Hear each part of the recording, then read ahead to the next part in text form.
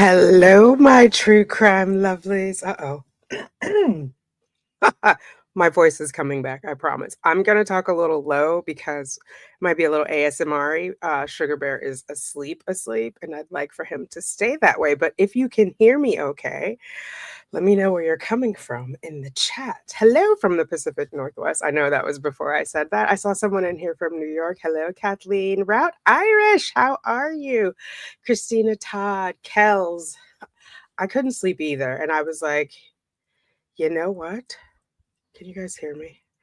I have an awful oh, I am feeling a little bit better. Sorry you have an infection. I've got the opposite. I'm on some immunosuppressant medication because of my natural killer cells. So I have to stay on them through the first trimester of pregnancy. And it just makes me susceptible to not feeling well. To the Pacific Northwest, gorgeous. I want to hike that trail, the Pacific Northwest Trail. Not by myself, though. I got to find somebody to do it with me, but I understand that it's so beautiful. All right, we're here. I think you guys can hear me. Nobody is saying they can't hear me in the chat, and you know how that goes. Hi, Kathleen. Thank you. Hello from Oregon. Oregon has a nice trail, too. I've hiked in Washington, which is close to Oregon, but not Oregon, but yeah, up to Mount Rainier. Loved it, loved it, loved it. Thank you, Christina. Yeah, it is. Sugar Bear needed a sibling, so he's on his way to being a big brother in November. There's a lot that went on today, and I knew I wasn't going to be able to sleep, so that's why we're here.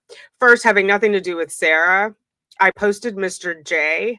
I think I'm going to cover part of Matty Soto now that I know he's the prosecutor. Someone said there's a video of him interrogating the mom, which I'm going to look for, and if so, we'll do a reaction. But the child abuse cases are traumatic for me, mainly because they don't usually get justice or they drag the victim through the mud. But seeing how Mr. J treated George, because Lord knows that could have went every which way but loose. The way he handled that case with Sarah, it also was high profile with regard to like true crime world. And so I'm here for it. So I'm going to figure out how we get caught up. If you know nothing about it, there's a couple of great channels that I've watched. Plunder, Grizzly True Crime, and Gavin Fish have great coverage on Maddie. There's another one, this guy who does like moving around stuff. He's done some of the interviews with Jen Soto. I want to say Jinx, but that's not it. Maybe Grinch. I'll put a list in the Mr. J video, and then we'll go from there. But let's get into this. So this is going to be members only. It's peanut gallery and above because people are in the bushes, and I just want to have a conversation with us. The 99-cent membership, the people in the bushes might get one and just try to get in the chat. You know what I mean? So let us talk, and then I'll release it to everybody else. I'll probably rechange the title.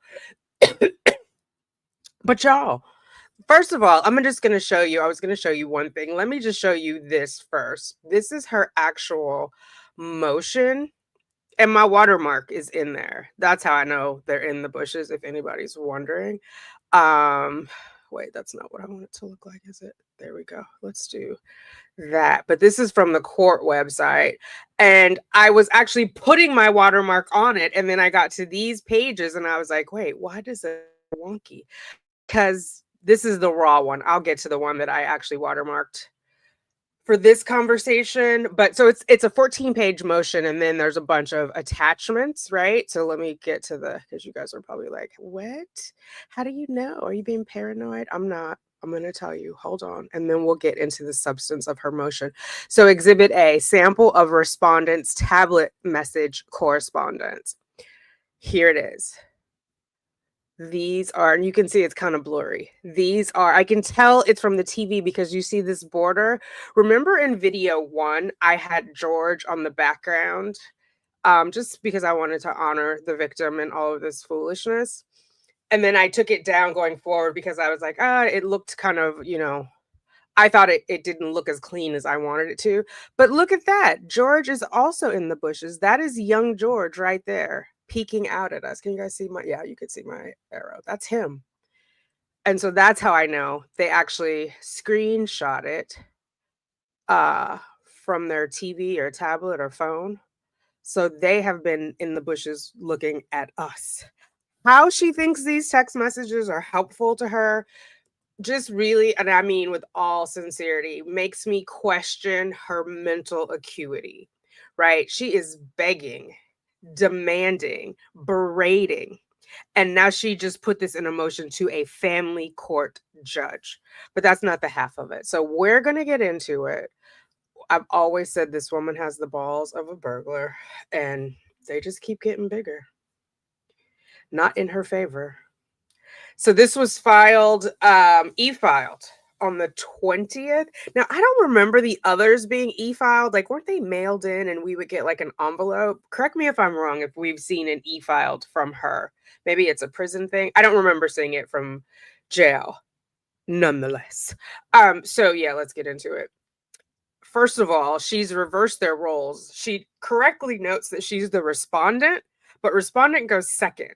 Petitioner goes first. Excuse me, but I guess she's going to show Brian. Comes now, respondent Sarah Boone, representing herself pro se respectfully. So we'll go through these. Background and procedural history. We consider contempt of court continuance and to sanction petitioner and his counsel.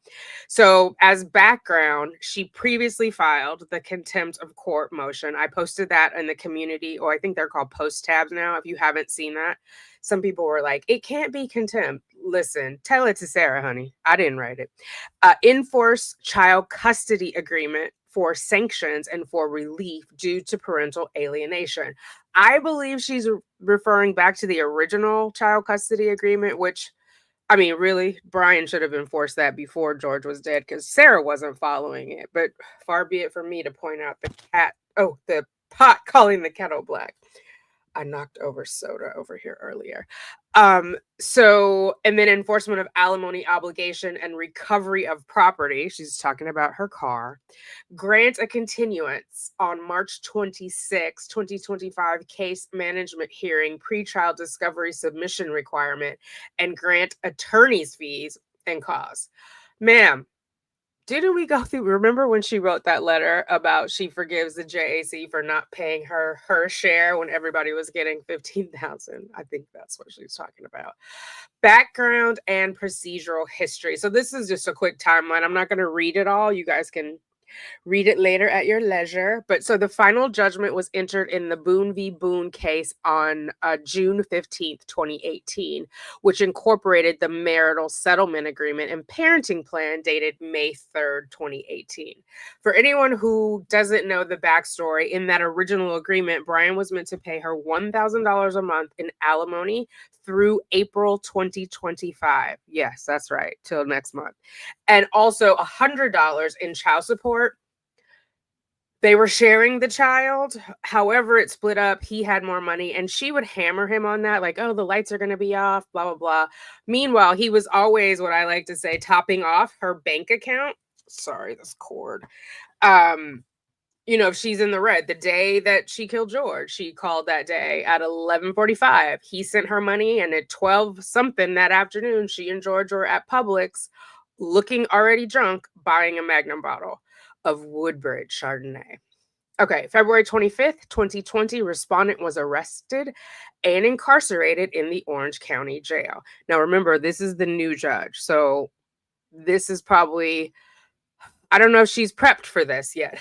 I think she's read the file, but maybe not this deep, just based on how the PTC notice was sent out and worded about. It was worded very sternly. Anyway, following the respondent's incarceration, the petitioner ceased making court-ordered alimony and child support payments agreed to under the marital settlement agreement and failed to comply with the court-ordered parenting plan.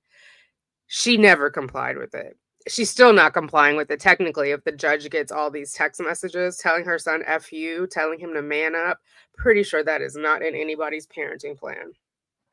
The petitioner made sporadic payments far below the alimony obligation into the respondent's jail account. What would he look like putting $1,000, $1,100 in her account every month while he's taking care of the child alone and she's in jail? Make it make sense. Further, but it's her right. I bet you that's what it is. She's like, this is what it says, therefore you have to do it. Do it, do it, do it. Further, petitioner ignored the respondent's repeated request to communicate with her minor child and to be included in major parenting decisions.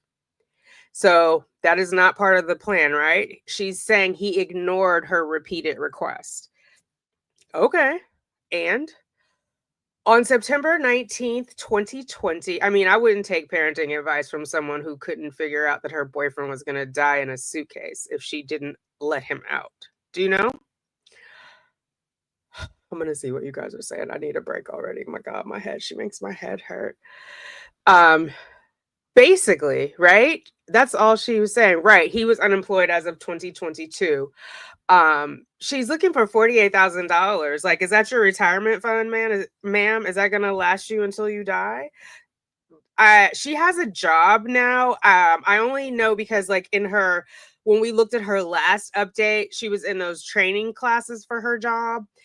Asked for a new update, so hopefully we'll have it by Monday. We can really dig into this woman's business. On one hand, it's a little weird that people are quote unquote helping her steal money from her son or trying to help her that, these folks in the bushes.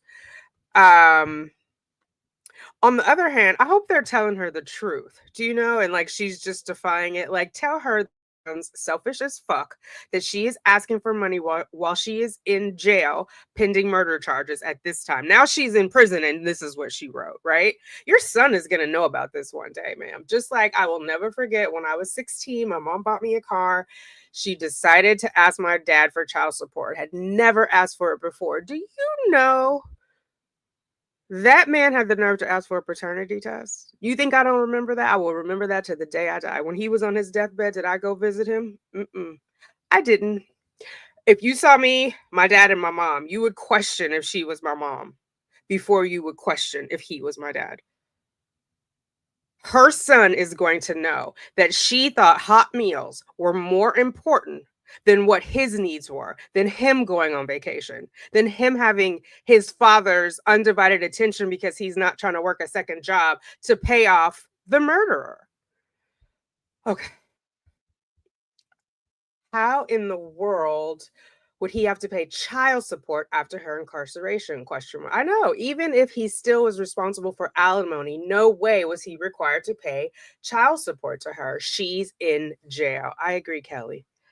Do we know if her millions of fans from all over the world are giving her any funds? I hope not. Some of them are. We'll see that in the oh my goodness, in the notes, in the text messages that we've been going over. Yes, this she makes my blood boil. Children remember. No matter what. Later he tried to explain it of like, oh, I was trying to delay it and da da da da. He was self-employed. He owned an automotive, like a body shop, and my brothers and I had fun there in the summer. But her son will always remember this, especially as public as this is. Like you don't give a rat's ass about him if you are still looking for $1,000 plus $100 for child support. And you know his dad is raising him on his own. Okay, we're gonna woosaw. Oh, you know what? I didn't run the intro. Let's run the intro. I just need a breather. I gotta calm myself down. Good Lord.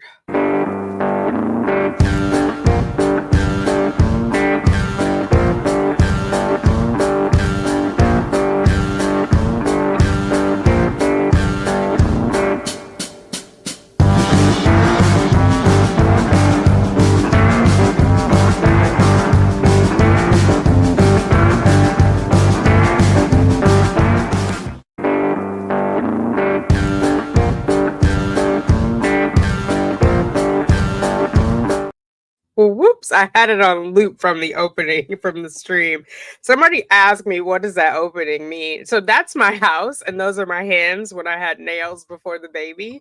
It's actually a clip from my other channel when I would do Sunday streams.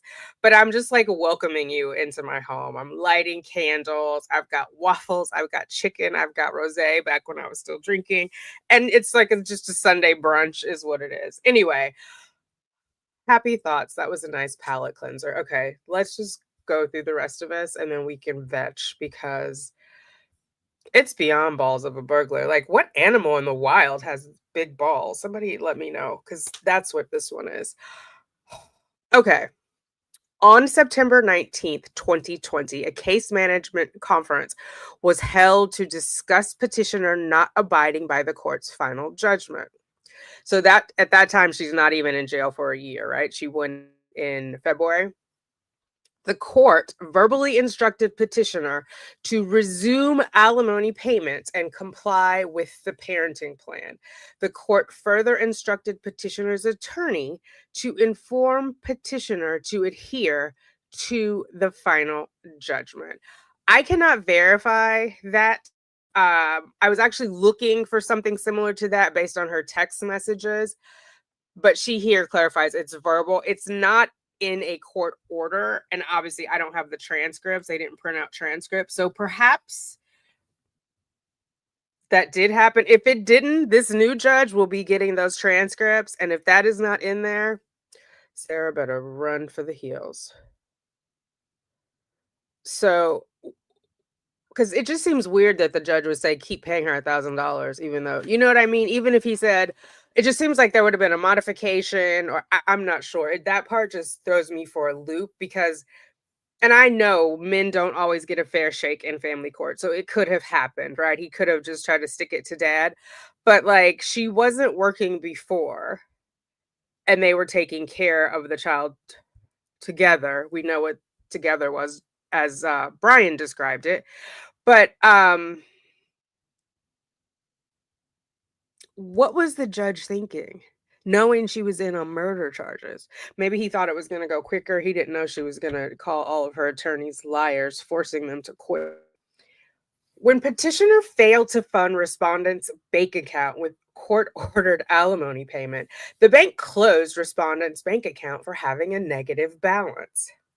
So those are not necessarily, there's a correlation, but if you had money in there without him depositing that, your account should have been open. Do you know? Like, when did it get closed? A couple months after? Because you were riding zero all the time or in the red and he was taking you out. So out of the red. Therefore, or thereafter, petitioner continued to defy the court's order, failing to facilitate visitation with the minor child and not meet his financial obligations under the final judgment. Oh, y'all, I forgot to tell you. Also, we'll get back to it, but the stuff about the car, the screenshots from the car are in there too. Ma'am was busy. Her and her friends in the bushes have been busy. Another view for us, though, engagement. When respondent asked petitioner via telephone and by tablet message about these unmet obligations, petitioner verbally berated the respondent, referring to her as a killer and murderer, and laughed, mocking her incarceration by stating that there's nothing Sarah can do. He ain't wrong. He ain't never lied. Petitioner told respondent that she will be working 3 jobs for the rest of her life and that the minor child would not be allowed to see her because she will be living in a shelter. Oh no, girl, the state of Florida got you. They got you all day, every day till the last day you breathe. On April 11th, 2022, respondent files a motion for contempt. So she is skipping because prior to this, I know for a fact he first filed a motion to discontinue, that's not the right word, child support, but to modify or eliminate. Reduce or eliminate, I think is what it was, prior to that, because that is why the judge did not act upon her motion for contempt. On April 12th, 2022, the petitioner filed a supplemental petition for modification of final judgment. Yeah, he filed it the day before. Maybe it got stuck in the mail because of how her mail comes out of the jail, but his definitely took precedent. Otherwise, it wouldn't make sense for the judge's order to stay pending resolution of the criminal case. Okay. The petitioner filed a supplemental petition for modification of final judgment, asserting that 1, the respondent's incarceration constituted a material change in circumstances. You think? At least for child support. I mean, give him that. Like, oh my goodness. The minor child had resided with the petitioner throughout the respondent's incarceration. Facts. And 3, the respondent no longer requires alimony or child support. For certain, she doesn't require child support. Like, I don't care what state you're in. Isn't the money meant to go to the child or to reimburse the parent for the child? Because I do remember my dad was paying child support after I was 18 because it stacked up from the moment my mom filed, not the moment of his paternity test to stall. So, yeah. Children are innocent in this. This is what makes me mad. Don't have kids if you're not going to take care of them. You know, there's those of us who are out here paying lots of money and struggling, and some people are just spitting them out for sport. Based on these arguments, the petitioner seeks to terminate the respondent's court-ordered alimony, child support, and parental rights. Terminate it all. And you just served up the platter that's going to help him do that, ma'am, with these text messages. Despite the court not approving the petitioner's petition for modification of final judgment, the court made no ruling on it, to be clear. The petitioner unilaterally had decided to not provide alimony or child support payments, leaving the respondent without financial means to secure legal representation. You guys know Bankowitz stepped in and worked on this case for free for her, right? In 22 until 23. Furthermore, she doesn't mention that. The judge will see that in the filing, though, and that will make her look sneaky, right? Like you're not telling the whole truth, and so it's not the truth. Even if he left her, like put in graciously, my attorney, my criminal attorney offered to, or the attorney in my criminal case offered to help with, you know what I mean? Like give Bankowitz some kind of big up. You called him a buffoon in front of the world when he went above and beyond for you, biatch. Furthermore, the petitioner also continues to deny the respondent communication with the minor child. So this will be interesting because I know a lot of you guys said in Florida at 14, he can decide. So, oh, I hope the judge gives it to her. I'm a mama bear, guys. I'm sorry. I should not be this impacted by this, but okay. Deny the respondent communication with the minor child, visitation rights, and exclude her from all parental decision making. Again, she has not displayed herself to be a good decision maker. Please see Exhibit A, a sample of respondent's tablet message correspondent with respondent. And she got that right. I had to read it, but it is the respondent with the respondent because the petitioner never replied. So, yes, ma'am, you were talking to yourself and looking like a ding dang fool. Please see Exhibit B, respondent's virtual visitation schedule. Oh my God, that's also from me. Whoever's in the bushes watches all the videos, all the Sarah videos. Because I don't even think, yeah, you have to sit through them. It's not like I just have a video. Oh no, there was a video visitation. Anyway, whoever it is still watching. It might be more than one person at this point. In K, 4/18/23, the petitioner subsequently filed a motion for continuance in response to the respondent's motion for contempt, arguing that the pending petition for modification constituted a change in circumstances under Rosenblum v. Rosenblum 2015. The petitioner asserted that the court could not enforce the respondent's existing alimony and parental rights. Therefore, he was not in contempt while the modification motion remained unresolved. However, the change in circumstances was solely due to the respondent's situation and not related to the petitioner's financial inability to meet his court-ordered obligations. That is a flat-out lie. Brian lost his job in 2022. That is a flat-out lie. That was when he asked to move so he could be closer to his parents and family support, right? And sell the house, get some of his equity out. 4/19/23. The court granted the petitioner's motion for continuance regarding contempt charge. He had to, because there's case law, Rosenblum v. Rosenblum or Bloom. Sorry if I'm mispronouncing it. He had to.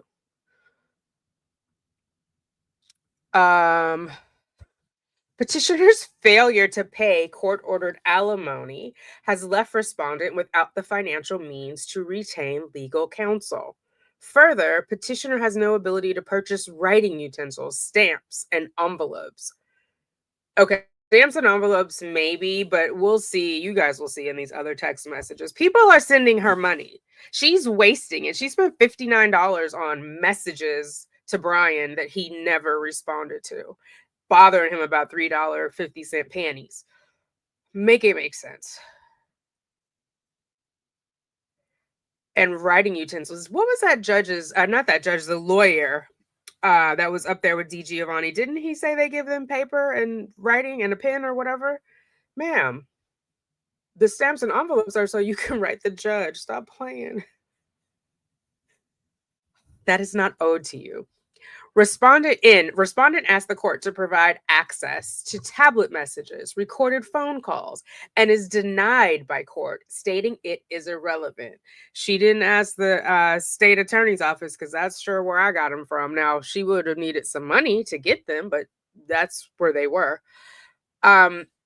On 3/12/25, the respondent received a court notice requiring her to appear for discovery and pretrial proceedings via a scheduled case management hearing on March 26, 2025 at 9:30 a.m. Okay, so she did get the court notice in addition to whoever was in the bushes who told her about it but forgot to tell her that there was a Zoom scheduled.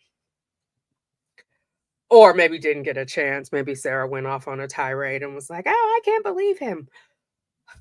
Anyway, she got the notice to reconsider contempt of court continuance and to sanction petitioner and his counsel. Do tell. Comes now. Comes again? Didn't you already come here? That's why we're here. Sarah Boone and respectfully moves this honorable court to reconsider the contempt of court continuance awarded to petitioner and to sanction petitioner and petitioner's counsel. So is this a motion to reconsider? That is redundant because you already have a pretrial conference. You know this is going to be calendared most likely at the pretrial conference. So now you're trying to jump in front of that and get something before the actual. What? Okay. Reconsideration of continuance. Petitioner filed a motion for continuance on respondent's motion for contempt of court. Yeah, because they wanted to wait until her criminal case was resolved, arguing that the pending petition for modification constituted a change. Okay, this is repetitive.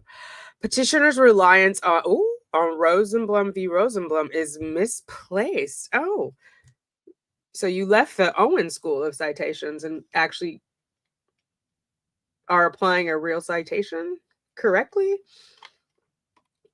Or telling a licensed attorney that they applied it incorrectly? That case held that a party cannot be held in contempt if they lack the ability to pay. However, Rosenblum requires a show of financial incapacity. Okay, not merely a change in circumstances of the receiving party, such as incarceration. I don't think it says such as incarceration, but now I can't make a note. Rosenblum. We're gonna look at that. Maybe brother counsel. He didn't really cover Sarah Boone. We'll struggle through it. Rosenblum v. Rosenblum. He didn't have the ability to pay. He lost his job, so I don't know what she's talking about. And I'm sure he can prove that from his tax returns, which are signed under penalty of perjury. Here, petitioner has failed to assert or provide any evidence of financial hardship. His argument is legally and factually deficient. Okay, I'm a little impressed by that. Do you guys think she came up with that on her own? One of her friends in the bushes put that into AI? Because that's one of the first on point things I've heard from her in any of these legal documents. like that actually might have some substance. Again, I haven't read that. I'll get to it later, not in this live, but okay, Sarah. Florida law mandates compliance with court orders unless a modification is officially granted. He's not in contempt, though, because the judge already said we'll stay that. Now, she can appeal what the judge said, but that doesn't mean Brian is wrong for following what the judge told him to do. So, this whole willful noncompliance is BS. So, in Department of Revenue versus Jackson, the Florida Supreme Court reaffirmed that support obligations remain enforceable until legally modified. Tyndall v. Tyndall, First District Court of Appeals in 2000, further establishes that a party may not use procedural delays to evade enforcement. Not a procedural delay. Judge said, let's wait. Thus, petitioners attempt to circumvent. Sorry, I'm drinking so much. I'm trying to keep my throat wet, and the caffeine is also keeping me on point. Thus, petitioners attempt to circumvent his obligations by invoking an unsubstantiated legal argument is improper and should not serve as a basis for continuance. Yeah. Okay. Willful noncompliance and contempt. Petitioner has continuously failed to pay alimony as ordered in the final judgment of divorce because the judge told him he did not have to. Number 2, Florida law provides clear authority for holding petitioner in contempt. Florida statute 61.14, 1A. That's only one statute, ma'am. Grants the court power to enforce support orders. In Lamb v. Lamb, oh my God, what does that remind me of? Lamb to Lamb. What was that with the geeks in it? Revenge of the Nerds. Lamb to Lamb. Okay, young people don't know what I'm talking about. The court ruled that failure to comply with a support order constitutes contempt if the obligated party has the financial ability to pay. How? If you're unemployed. And also, even if he quote unquote had it to pay, he has the child. Do you know what I mean? Like, at least that part should be reconsidered. And then once it's all said and done, you'll get your money, girl. But right now, it's just like, look how much of this is taken up about the money. Now, I know she mentioned like parental rights, parental plan in the beginning, but we are on page 4 of 14, and she's still talking about this money. Remember in the interrogation when she was mimicking George's wife? Send me money, send me money, send me money. Projection much? Moreover, the Florida Supreme Court has long recognized that due process and access to the courts are fundamental rights, even for incarcerated individuals. Gates v. State. Who's stopping you from getting access to the court? Legal aid told her, and that's coming up in the text that we'll do tomorrow afternoon, they don't represent criminals. And she got mad in the text messages like, I'm presumed innocent. And they're like, yeah, okay.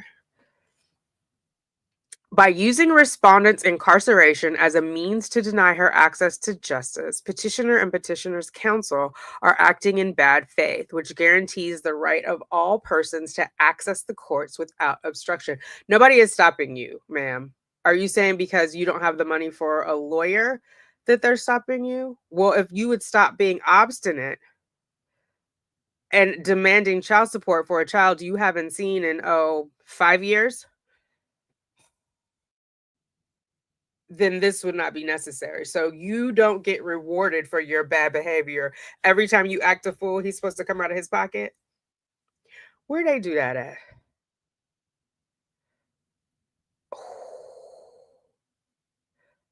Uphold respondents' constitutional rights. I don't know how Brian would be blocking her rights. I just like, man, that's a stretch. Okay, let me look at what you guys are saying. AI, do you think it's AI? Their short isn't.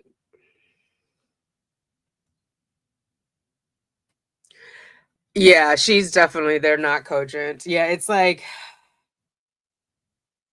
she's taking just a little bit and stretching it really thin to try to prove a point. And that's not how case law works. Lambda, somebody else remembered. Yes. Lambda, lambda, lambda, lambda. 5 a.m. in the UK. Good morning. She was never granted anything. SB and the Blake Lively Baldoni case has made me realize how easily blatant lies and statements without context can be placed in court documents. Yep. Hey, Veronica. Um, a ding dang fool. Yes, ma'am. Yeah, the judge granted the stay. It's all lies. And that's what I'm saying. The new judge is going to see that all in the file. And I promise you that new judge is going to get those transcripts to see if that other judge said it out in the court. Because it wasn't in a written order. Even when, now sometimes judges take their time and they write a long, lengthy order, right? They don't give that, like for example, when Judge Koenig did the 16, he probably had that 16-page order with him. Judge Everett a couple weeks ago with Donna Adelson. Everybody's like, what's taking so long? He wanted to reduce it. Can you see? Reduce it to writing, right? So in these, like the judge can just say it, pay, whatever. They'll usually include it in the order, like in the notes that the JA sends out. So it's got to be documented somewhere. Irrespective of that, even if it's not, the transcripts would have it, right? Because it's literally what everybody said during that hearing. And so the judge could just have the court reporter transcribe those, you know? Oh, Christina's giving Veronica love. She is pretty, and I agree with you. I love her hair. Yeah, she should have to pay him. Get two jobs and a paper route is what my mama told me. If you got bills to pay and you don't have money, you better get 2 jobs and a paper route. Okay, let's go back to this. Sanctions for petitioner and his counsel. Petitioner and his counsel have engaged in bad faith litigation tactics by filing a meritless motion for continuance, thereby causing unnecessary delay and confusion. If it were meritless, the judge wouldn't have approved it. So that that ship has sailed. Florida statutes provides for sanctions against parties who willfully violate court orders. In Martinez v. Martinez, the court sanctioned a party for meritless delays and failure to comply with an alimony order. Okay. Similarly, Florida statutes 57.105 authorizes, I'm going to need her to figure out when to put an S and when not to put an S. That is one statute you have cited, ma'am. No statutes. Authorizes an award of attorney's fees for unnecessary prolongation of litigation due to baseless motions. So, fun fact, his attorney already filed for her to pay attorney's fees because she would not participate in the mediation. And so then they had to come back to court. Had she just agreed to mediation and they all this were sorted out, we would not be here. But she has to have it her way. It's always a zero-sum game. If she doesn't get everything she wants, she's going to throw a tantrum. That's not how negotiations work. 3, given that petitioner failed to obtain a legal modification before ceasing payments, sanctions are appropriate to prevent further abuse of judicial resources. What judicial resources were abused? He didn't have to obtain the modification before. Like, if that were the case, the judge would have said that. You keep paying until her case is resolved. That's not what he said. Request for attorney's fees. This part is rich. Respondent requests an award of attorney's fees due to financial hardship caused by petitioner's failure to pay alimony. Ma'am, which attorney have you paid and with what money? Are attorneys in Florida taking honey buns? The court held that a financially disadvantaged spouse is entitled to attorney's fees to secure adequate legal representation. Respondent seeks such relief here. So you're asking for attorney's fees in advance of getting an attorney? That's not how that works. And I suspect if it were, Bankowitz would have raised that issue so that he wasn't working for free. Right? Am I crazy, you guys? Like, sometimes her stuff is so wild and so wacky. I'm like, is it me? Does this make sense to somebody? Because it's like so like disconnected from reality, not in a Lori Vallow way, but in some kind of like wordy salad way. extra nuts. Relief requested. Wherefore, respondent respectfully requests that this honorable court, 1, reconsider its decision to grant a continuance to petitioner, as his argument lacks legal merit and does not justify noncompliance with the court's order. Reconsider it. So now aren't we already on the way to like ending the continuance? Like, isn't that what next week is about? Is like to move this up the road? I cannot wait for Brian's response, Brian and his attorney. Like, she just blew a hole in any hope she had of getting a single dime, of any hope she had of retaining rights to her son. She blew it up. Deny petitioner's motion for modification due to the absence of a substantial financial hardship. Enforce and he submitted it. I remember because it said he had zero income when he was employed. Like, he had it it had to be more than 6 months on his tax return, right? So, or I guess it didn't have to be. It would have to be the whole year. Otherwise, if he had $5, he would have had to report that as income. And we don't know if when he did get a job, it was a lesser job, how much in the hole he was in. Now, remember, the house went into foreclosure. He did get it out so that he could sell it. But like, you don't know what's going on. And honestly, like, he's a grown-ass man taking care of his son. He doesn't have to explain all of that to you. Not that you would listen, but he doesn't owe you an explanation. He doesn't owe you jack. Enforce the final judgment and underlying marital settlement and parental plan. How can they enforce that and you're in prison? You're going to get him on Wednesdays, but he's not going to spend the night? Find petitioner in contempt for willful noncompliance with court-ordered alimony and child support obligations. No, the contempt can't be sought until the motion, his motion has been sorted, and once it's sorted, we'll go forward. There's no contempt. He can't even be eligible for contempt until that is decided, according to Rosenblum v. Rosenblum. Impose appropriate sanctions against petitioner and his counsel for filing a baseless motion. Well, why don't we impose sanctions on the court for approving this baseless motion? Award attorney's fees to respondent due to petitioner's wrongful refusal to comply with court orders. She hasn't paid any. They're not going to award any. Like, that's not how that works. Like, if she does by some miracle win alimony, she can do what she wants with that alimony, i.e. pay. I've seen it where in a divorce, if the whoever the moneyed party is, right, meaning they have more money than the other one, whether that be husband or wife, the moneyed party, if they're not similarly situated, will pay for the attorney of the other spouse, and not, obviously there's all the confidentiality remains intact so that they are not unfairly represented, taken advantage of, etc. That is not the case with Sarah, because again, we're here because of her unwillingness to go to mitigation. That's when she was like, I have cancer, so I can't agree to mitigation. Okay, ma'am. Grant any further relief deemed just and proper under the circumstances. Okay, so 3, motion to enforce marital agreement and parenting plan. I just want to get to the parenting plan. Okay, background and violations. And we're on page 6 and we're just getting to the child. The bottom of page 6. Despite the clear terms of the final judgment, petitioner has repeatedly and willfully denied respondent court contact with the minor child and has unilaterally excluded respondent from major parental decisions in direct violation of the court's order. Please see Exhibit A, sample of respondent's tablet message, correspondence with respondent. Please see Exhibit B, respondent's virtual visitation schedule. Petitioner has engaged in a pattern of parental alienation and defamation, actively attempting to sever the bond between respondent and the minor child.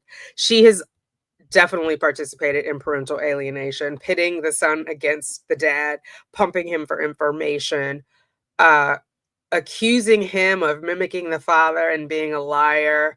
Like, so you're telling him his dad is a liar. What about you, ma'am? What about when he sees that trial footage? The internet is forever. Petitioner has repeatedly referred to respondent as an effing murderer and killer while on calls with the minor child, causing the child to adopt and repeat inflammatory statements against respondent. So are they, I am under the impression she's calling a mobile phone. So how is she saying he's in the background saying that? Because, oh, can you be on a three-way? I don't know. What does that mean, guys? He's in the background saying this? Like, is her son gonna testify to this?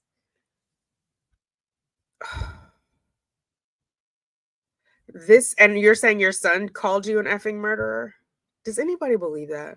One in the chat if you believe the son is saying these things to her. Two in the chat if you think she's full of S. ISHIT. So this conduct has resulted in severe emotional stress to both respondent and the minor child, constituting psychological abuse and violating Florida law regarding parental alienation. Well, according to your testimony and Dr. Julie's testimony, you've suffered from emotional distress for a while. PTSD, I think is what you guys are saying, and anxiety disorder. Legal basis for relief. Florida law is clear that incarceration alone does not automatically deprive a parent of their parental rights. So this is what some of you guys are saying. Like in different states, I think Ada K was saying in her state she still had to take her children to her incarcerated husband, and some folks in Florida were saying that. But I think you guys mentioned an age cutoff. I may not be remembering that correctly. In Hunter v. Hunter, the court ruled that incarceration in and of itself is insufficient to terminate or deny custodial rights unless continued contact is known to be detrimental to the child. When that judge sees those text messages, she will know, like we know, that your continued contact is definitely detrimental, telling him to man up at 13, 14 years old. In Perez v. Perez, the court held that denying contact between an incarcerated parent and their child without legitimate justification is unlawful and constitutes a violation of fundamental parental rights. Okay, I would love to know the details. And would it depend on what you're in there for? Like, is armed robbery equal with second-degree murder? Florida Statute 61C, Florida Statute 61.13, oh, she didn't add the S that time, affirms that both parents have equal rights to participate in their child's life unless clear and convincing evidence proves harm to the child. Text messages, text messages, text messages. Y'all in the bushes, when this goes live for the rest of you, please tell her that she's abusing that child. Don't placate her. I understand you want to help her, but if you're really her friend, tell her what the real is. I don't know how you can't unless you just don't have children yourself. Your friend is being incredibly selfish. Lamb v. Lamb holds that both parents must be consulted on major decisions unless an emergency exists. Under what circumstances, though? Florida law further mandates compliance with court-ordered custody. Are any of these people incarcerated? That would be good to know. Bowen v. Bowen establishes that contempt is warranted when a party deliberately refuses to comply with court orders. Maybe that's why in all her texts she kept saying deliberate. You deliberately decide. And then she talks about her reasonable request. Speck v. Speck upheld sanctions against a parent who engaged in parental alienation, recognizing the significant harm such conduct inflicts on the child-parent relationship.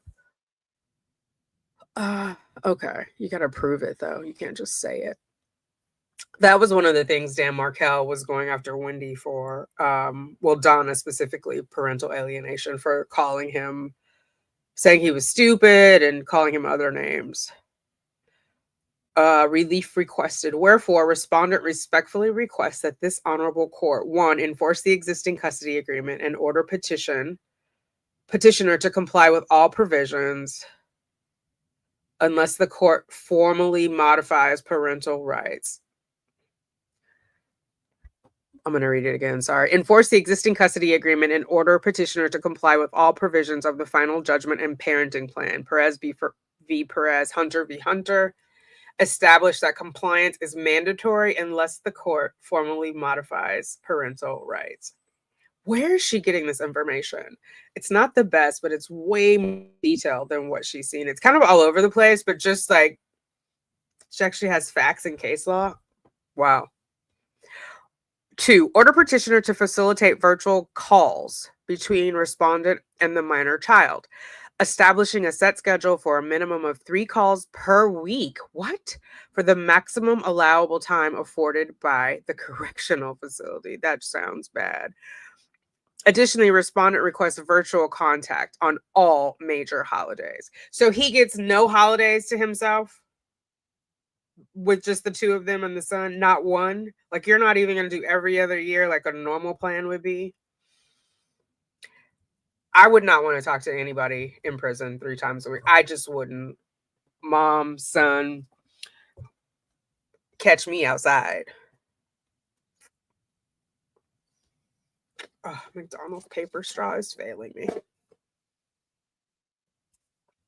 Compel petitioner to include respondent in all major decisions regarding the minor child. See, so this is where she gets tripped up, because include, it could be informed. It doesn't mean they have to agree, right? Like, who breaks a tie? Wouldn't it be Brian? So then you're not really included. I mean, yeah. You would be informed if it were me. You would be informed. You wouldn't be responsible, accountable, none of that. We go through all the whole racy chart. You would be informed at the bottom of the chart.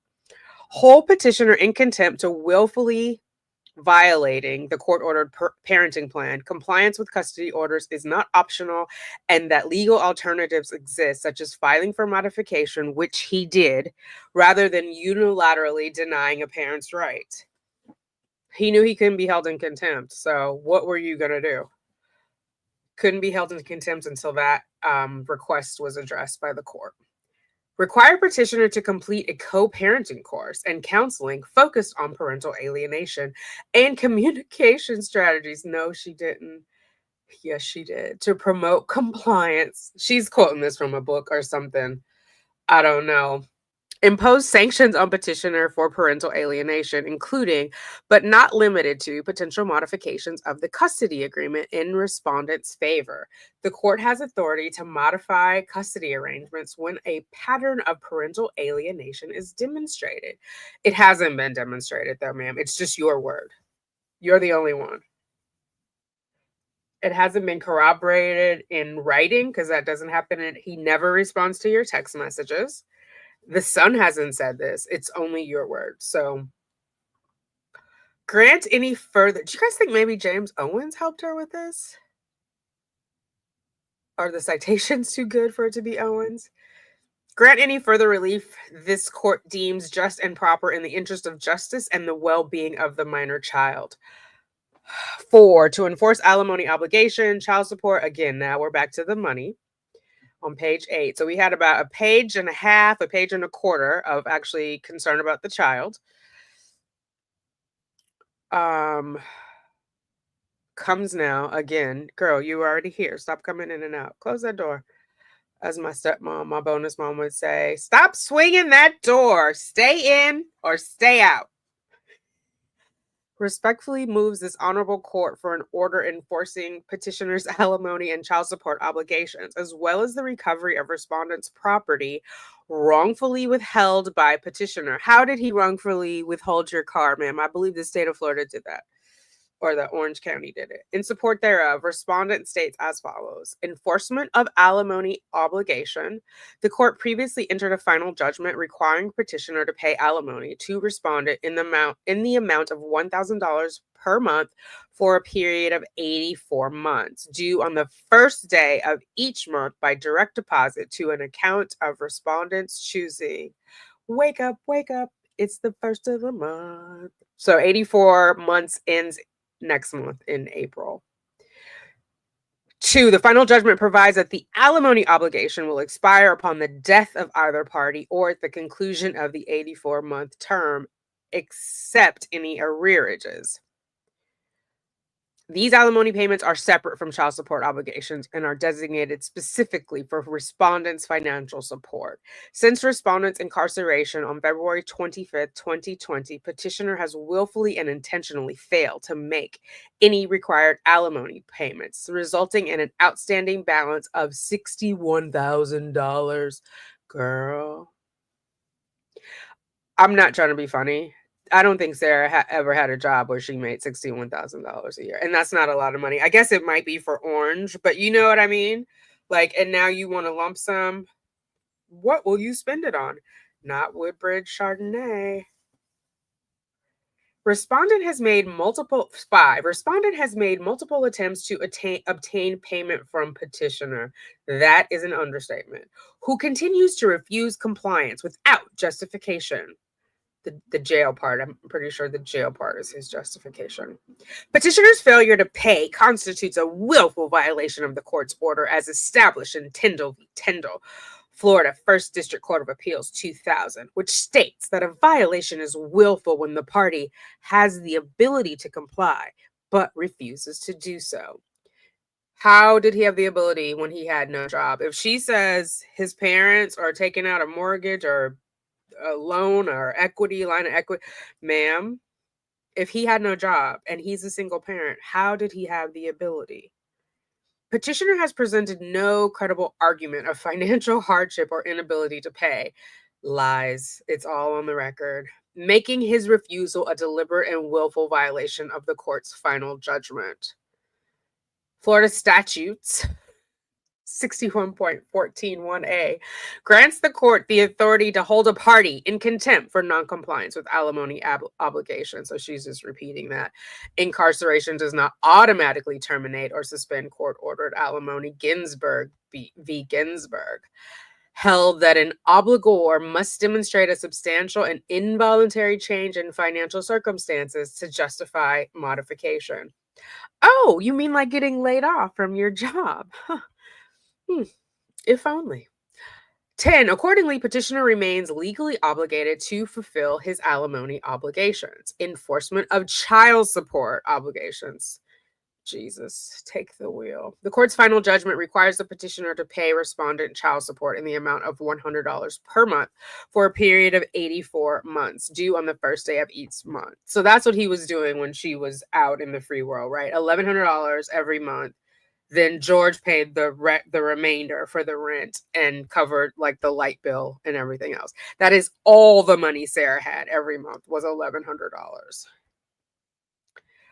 Plus whatever Brian was giving her to top off her account. But you know what I mean? Like she didn't have two jobs and a paper route.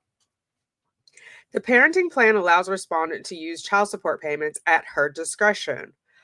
No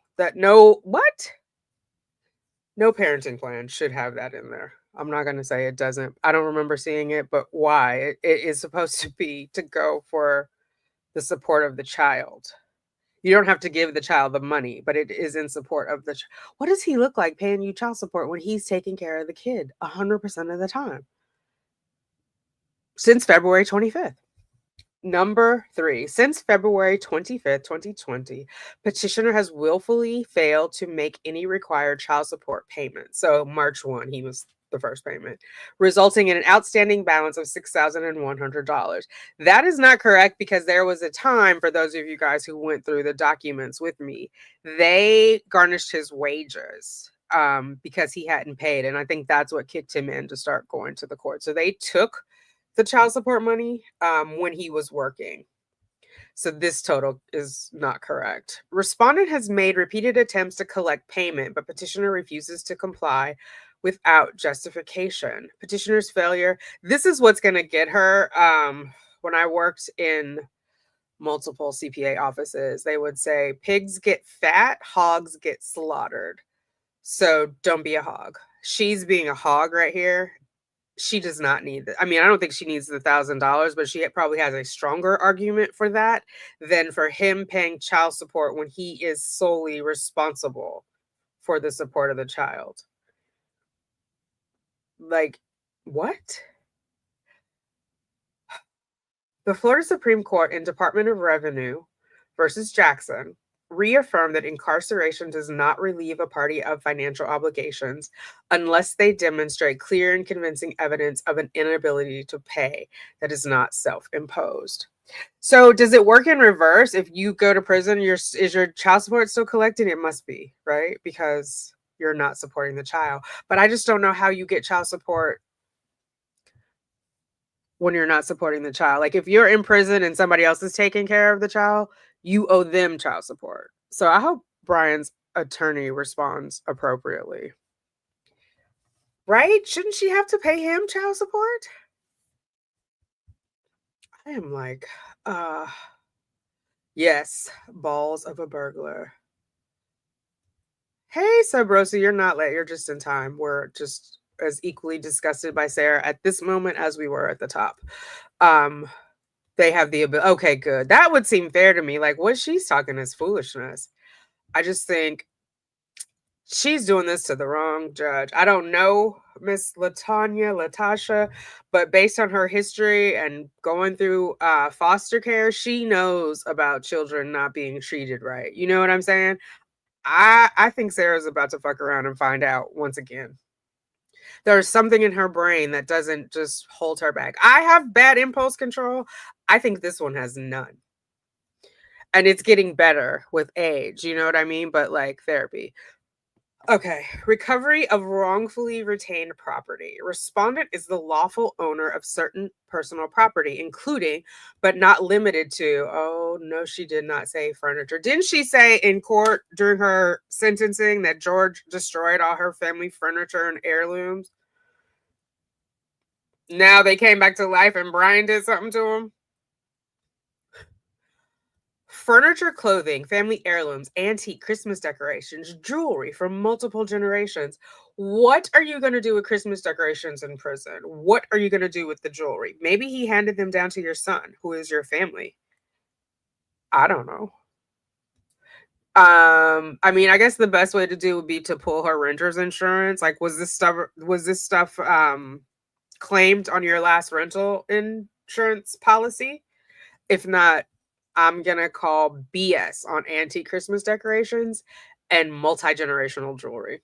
Respondent is the lawful owner of a 2011 Kia Sorento. No, honey, the state of Florida is now. With 75,000, she got this from us, you guys. Please see Exhibit C, respondent's vehicle details. During the respondent's incarceration, petitioner took possession of these belongings under the pretense of safekeeping, but has failed and refused to return them despite multiple requests. Did you want him to tow the Kia to the Orange County Detention Center? How was he going to return that to you before he moved out of city?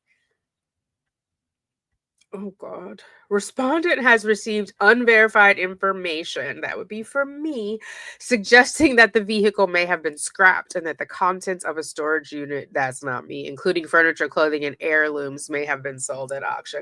Now, I speculated that, but I don't know. I know if you don't pay a storage, they will sell your stuff. They will auction it off. They'll give you notice. I don't know if you can come to your own auction, but what else was he supposed to do with it? Was he supposed to pay for the storage until you die? Because you're doing life, ma'am. Or you think he should have held on to it just in case? If you really were concerned about all these things, you would have taken that plea deal.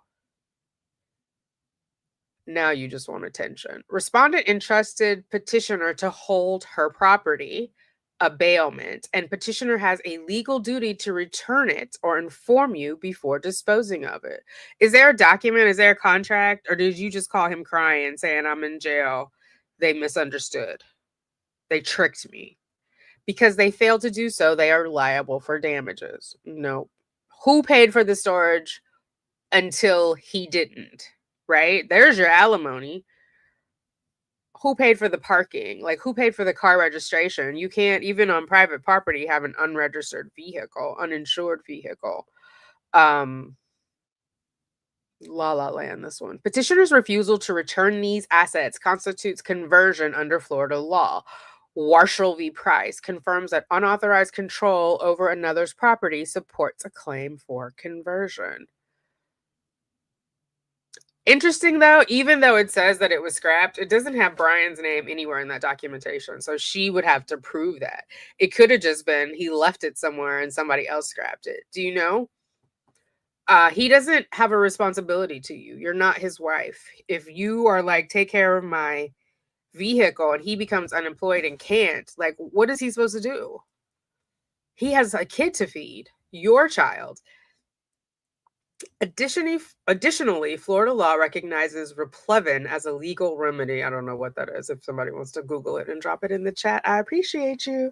As a legal remedy for recovering unlawfully retained property. If petitioner disposed of or sold the property, his actions may constitute civil theft under Florida statute, which provides for treble damages if proven. Send me money, send me money, send me money. Relief requested. Wherefore, respondent respectfully requests that this honorable court enforce the alimony obligation and order petitioner to immediately pay the total amount due of $61,000. Enforce the child support, $6,100. Order petitioner to pay interest on all unpaid amounts as allowed by Florida law. So she's trying to get about $100,000 out of him, right? With the car. And this 68, we'll round it up to $70,000. Order petitioner to pay interest on all require petitioner to appear before the court and show cause why he should not be held in contempt for willful non-payment. No, because the court already said he won't be held until the other motion is decided. Order petitioner to provide an accounting. She's saying too much. This is going to annoy the judge. This is a lot of word salad. This could have been 3 pages. Order petitioner to immediately return any and all items still in his possession. Yeah, drop it right off in Ocala. The family heirlooms, the jewelry, the car, the furniture, put it right in the parking lot at Lowell CI. Not the annex, not the reception center. Make sure to get it in the right lot. Order petitioner if any items are no longer available to be returned, and to require petitioner to obtain independent appraisal for other missing items. How do you appraise a missing item? Ma'am, get that renter's insurance, whatever that document was, and what you submitted on there as valuable, that is what would be. It should have already been appraised, this jewelry and whatever. The insurance company would have made sure of that. Award treble damages if petitioner's actions constitute civil theft. Grant any other relief this court deems just and proper. So grant a continuance on March 26th. Case management hearing, pretrial discovery submission requirement, and grant attorney's fees and cost. So she wants his continuance refused, but she wants a continuance for her. So instead of going next Wednesday, she wants a continuance because she wants pretrial discovery. Girl, this case was opened in 2017. If you don't have discovery, you are in bad shape, because everything your claim is on is based on pre-incarceration as far as what you're standing on. And then you're doing post-incarceration for these missing items. One of your people in the bushes can call up State Farm, ring, ring, and get a copy. I think the retention policy is usually 7 years for financial instruments or instruments related to financial items, financial instruments. You know what I'm saying? Oh my goodness. Somebody's got to validate that there was expensive Christmas ornaments, like heirlooms as in value, not as in sentimental, because you were never going to see them again. If you wanted to see them again, you would have taken the plea deal. So continuance on pretrial discovery, respondent's incarceration and resulting prejudice, is currently incarcerated, has severely impaired her ability to prepare for trial, gather necessary documents, conduct discovery, and meaningfully participate in her legal defense. While Florida courts have held that incarceration alone is not grounds for continuance, a litigant must be given a reasonable opportunity to participate in civil proceedings. Okay. That seems like a relevant citation, Carter v. Carter. Unlike the litigant in Carter, who had access to outside resources, respondent has been unable to secure her legal materials and has no access to writing tools, paper, or stamps. Liar, liar, pants on fire. We have your text messages, creating significant barrier to her participation. Respondent previously requested the court to obtain discovery materials, including recorded phone calls and tablet messages, and was subsequently denied because that's not the court's position. Call the state attorney's office. Call the sheriff's department. The sheriff's department can get her the calls in jail. And then I'm guessing the prison, DOC can get her the ones from prison. Lack of access to essential legal documents. Respondents' necessary family law documents are currently in the possession of her criminal defense attorney, James Owens. Oh, interesting. I thought he might be involved in here somewhere. So how does that impact your lack of access? Well, he had them for a reason, right? Despite multiple requests from respondent and respondent's authorized representatives, Mr. Owens has refused to return these documents, making it impossible for her to prepare for trial. Whoa. So I'm going to say this for the people in the bushes. You guys can get these files for her. If you're in Florida, walk on down there. If you're not, register and they will send you the files. That is how I got the files. You do not have to be a party. You just have to have a notarized document, submit your identification so they can verify you're not some weirdo. If you are a weirdo, find somebody in the bushes who isn't. But that has nothing. I can't believe so. She's turning on James Owens because that is a shitty thing to say. The inability, even if he refused, why did he have them in the first place? He already went above and beyond to get them. Do you know what I'm saying? He didn't have to get them. So you're making it like you gave it to him. I don't believe that to be true. And remember in her text messages, she said she had a box of her family law. She was like a box for both of my cases, family and criminal. Where is that? What was in that box? Where's that paperwork? Inability to access critical materials denies respondent the right to present a full and fair defense.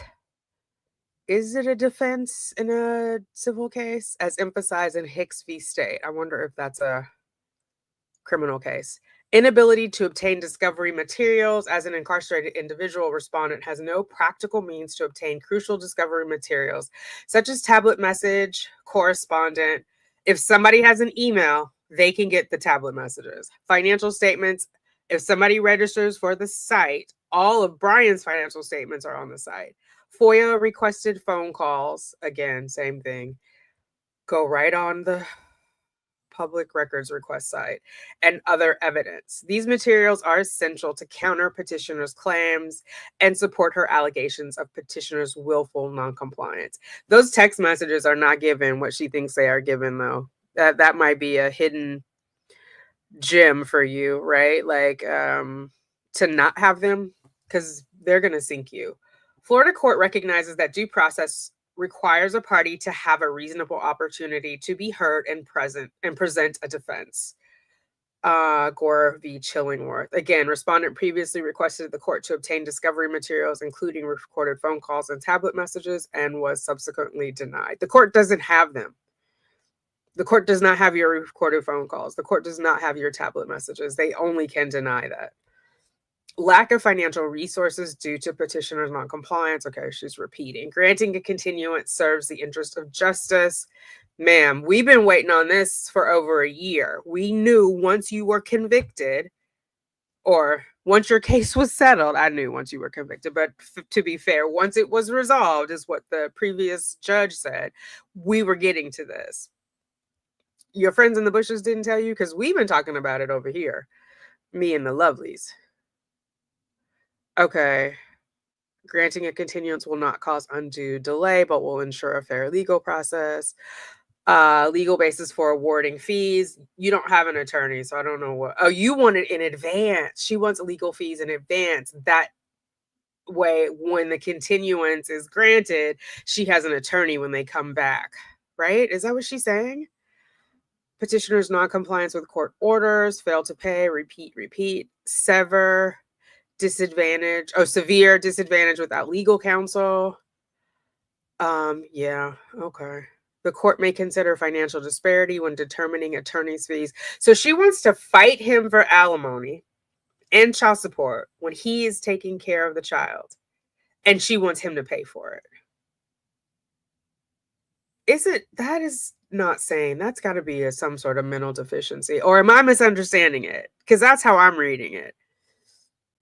Relief, granted continuance on the March 26th case management hearing. Award respondent temporary attorney's fees and cost to ensure her ability. She already owes him attorney's fees for not going to mediation, sorry. Grant such other and further relief as this court deems proper. So we're going to go into these. I am going to switch to the court copy because as you see, I've added my watermark, but what they presented has my watermark on it. So I just want to show you what it looks like so you don't think it's any funny business when I switch over. But we're not going to go through all these, but we'll just go over to the other one. Let me just get it to page 14 so we all start off in the same place. Because, girl, we in the file. Okay, here we go. Exhibit A. And you can see here, this is from, it says S. Boone motion dated 3/18/25, final. So she sent it on the 18th. So maybe she did e-file it because they got it on the 20th. Normally it's a lot longer than that. Maybe it was like 5 o'clock at night or 6 o'clock. Anyway, so she has the tablet message correspondence, starting in December, pictures of son and dog. She's asking for that. Christmas gifts for son. That's not going to help her. The judge is going to be like, wait, so you wanted him to spend his money to buy gifts from you and you didn't think he should have a say on what gifts they were? Yeah, see how they're blurry? They're like slightly blurry here. There's George peeking at us saying, yep, I knew who she was. I thought I could change her. So this is another one. Hot meals packages she's included. Hot meals ×2. Video visit. Did you schedule?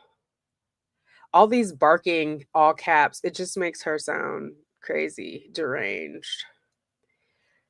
So we've got a couple pages of those. And we get to 19 more. Hold on.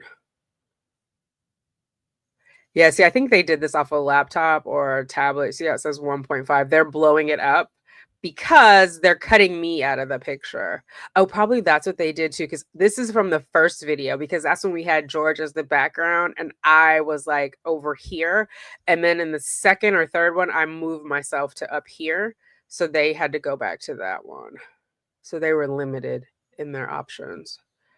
Okay, then we have the visitation. Again, they are watching the channel. They're watching us, lovelies.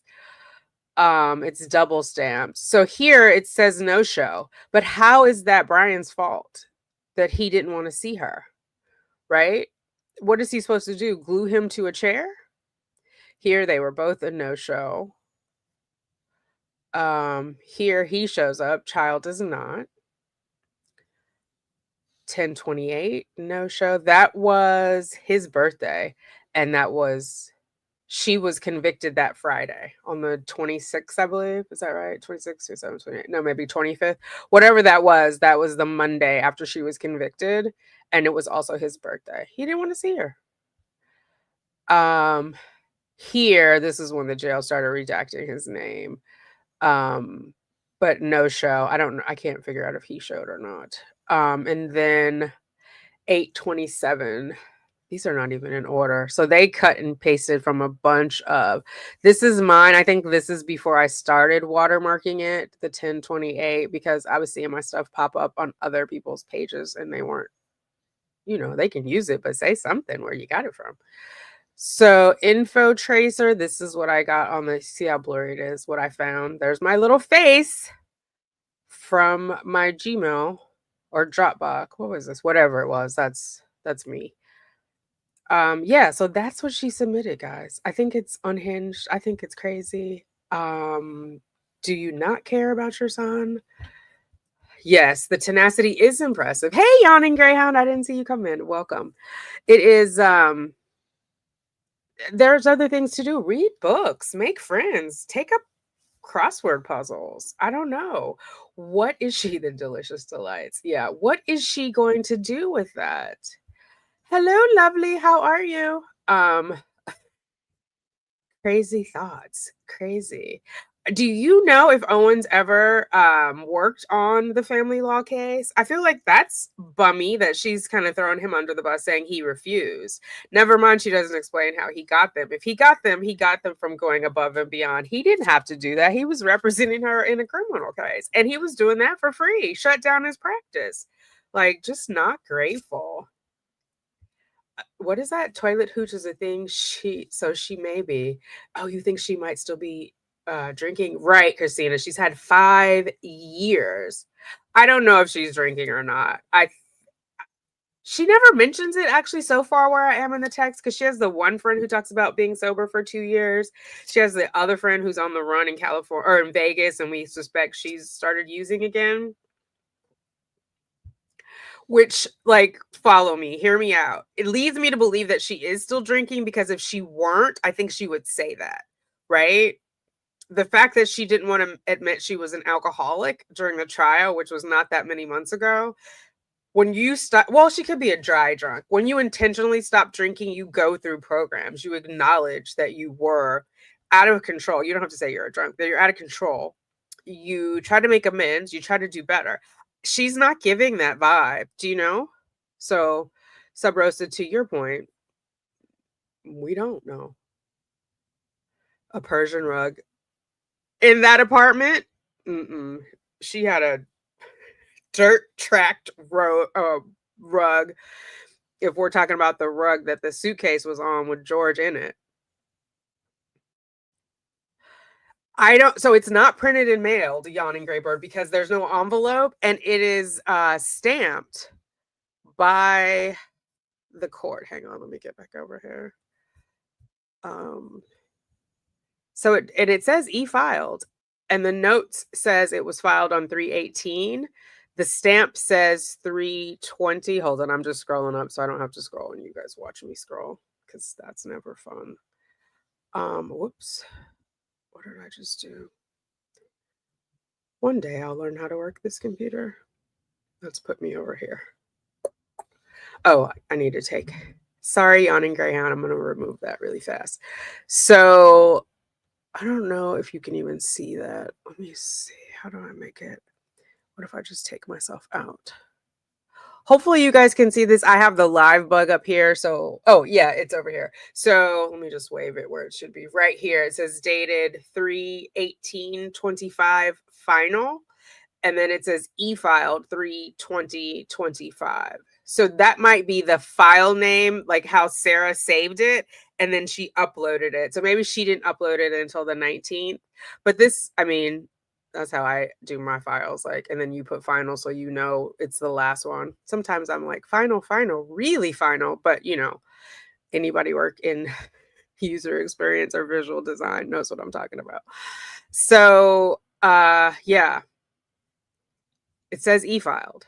And at the last page, there's no envelope. You know, previously we would see that when she mailed it in, it would have the envelope and it wouldn't say e-filed. It would be like delivered to the judge or judge delivered to the clerk.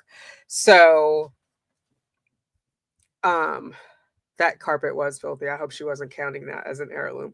But, you know, hopefully that Brian's lawyer saw her sentencing, or somebody will tell him that she said George had destroyed all the heirlooms. All of them is what she said. So hyperbole, perhaps, but that's what she said. So if George destroyed them, how did Brian get them to not keep them properly? Words are powerful. Thank you. Replevin is a process whereby seized goods may be restored to their owner. So if the car is scrapped, thank you, Christina. I appreciate you. If the car is scrapped, first of all, it wasn't seized, ma'am. You were arrested and left it at the police station, at the sheriff's station. So Brian had to come get it. He didn't have to. He could have let them tow it. That's what I would have done. I would have let them tow it. Girl, that is not my problem. I mean, she already kind of like bamboozled him out of the car anyway. Tuberous Boone cricket, balls of bush cricket Is that an animal with really big balls? Animal with largest testicle relative to body mass is the tuberous bush cricket. She's got the balls of a tuberous bush cricket. That might become one of our member icons. I gotta look this up. Tuberous bush cricket. Tuberous bush. So we can all get a gander. Oh, it's relative to body mass. Okay, because I'm like, it's not that big, but yikes. Let's see if I do tuberous bush cricket balls. Lord, don't ever let me get arrested. They'll be like, what? What was she doing? Oh, I don't do crime, so I'm not worried. But here we go.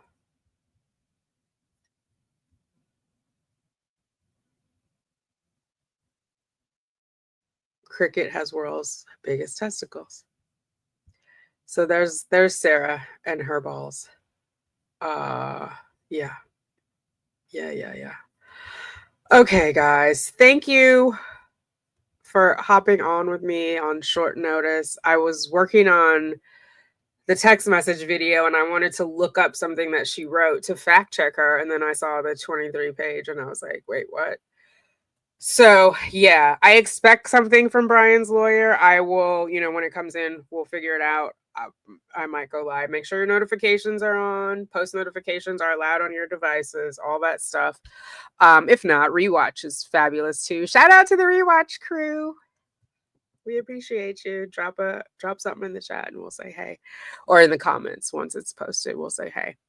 All right, guys. Thank you all for being here, for being members, for caring. We got justice for George. We have to get justice for Brian and son. I'm not saying he's a saint. Like, I'm always suspicious that he was in shorts the day he showed up, and people were like, "Oh, he could work from home." He did work from home. He said that on the stand. He said, when she called, I had to get dressed because I was working from home and I had to crate the dog. So was he working from home naked? Because he showed up in like basketball shorts and a loose fitting t-shirt and flip-flops. So if that was dressed, what did he look like before she called? That's all I'm saying. But I don't think she's being right, and fair is fair and just is just. And I just think she's just thinking of herself and not of her son and not of Brian. Maybe a little bit jealous that they're out on a cruise and doing all that fun stuff that she can't do. But choices, consequences. Don't do crimes, I appreciate all of you. I hope you get a good night's rest. I have a text message video coming out. I think I'm going to do it as a premiere, but I was going to do that tonight. And then this came up and I knew I wasn't going to sleep until I brought it to you. It was just going to ruminate. So it'll come up. And then tomorrow afternoon, 1:00, I'm doing a reading when Lana met Sarah, like when Harry met Sally. I'm doing it with pair women. She's going to play Lana. I'm going to play Sarah. I think it'll be fun to have somebody to play off and reading the messages, and hopefully it'll go quicker. I will still go back because we're only covering Lana and Sarah. I will still go back and cover the other messages, but I really want to highlight the development of the relationship. I think it's important. And yeah, I don't think Sarah would have made it as far as she did without Lana, and that's the part that I want to highlight. But I also don't think she appreciates, you guys will decide. Those are just my thoughts. But yeah, tomorrow should be fun because, yeah, we'll just be acting it out. And then tomorrow night, I'm doing a live with Judy from AA Legal. For those of us who are following Adelson, we're going to read and react to Wendy's deposition with Tara Kowalski before Katie's trial, which should be fun. So yeah, good things for tomorrow. Have a good night rest or good morning for y'all in the UK. I guess you're probably having tea. I appreciate all of you, and I will talk to you later. Toodles.